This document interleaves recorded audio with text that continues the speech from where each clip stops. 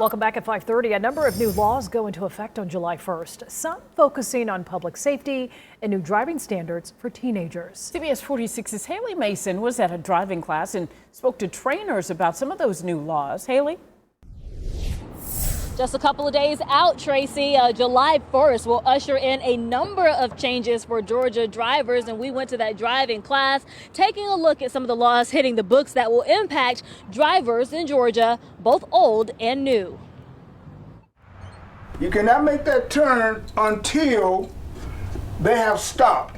There's a class full of teens taking private driver's education classes at Taggart's Driving School in Tucker.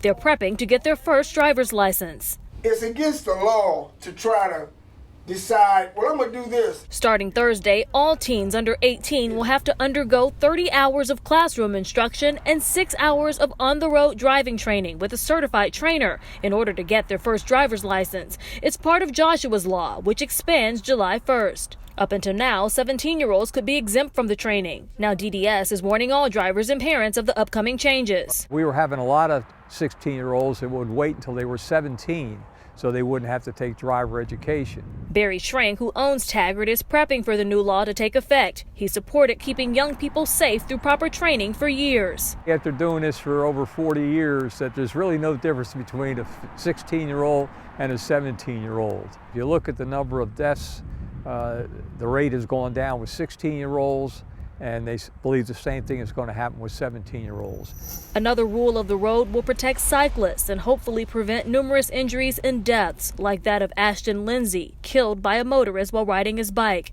The new law calls for drivers to move over into the next lane when approaching a bike rider or slow down to 25 miles per hour or at least 10 miles below the posted speed limit. In public safety, a new anti-defund the police law will ban cities from cutting police budgets by more than 5%. And a result of the pandemic, it will officially be legal to wear a face mask for public health reasons. Current law says wearing a mask, hood, or device that conceals identity is not legal, but the pandemic has now changed the law.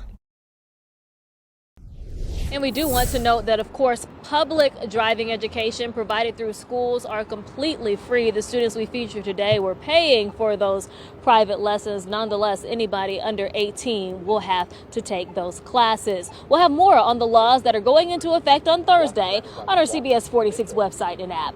Reporting live in downtown Atlanta, Haley Mason, CBS 46 News.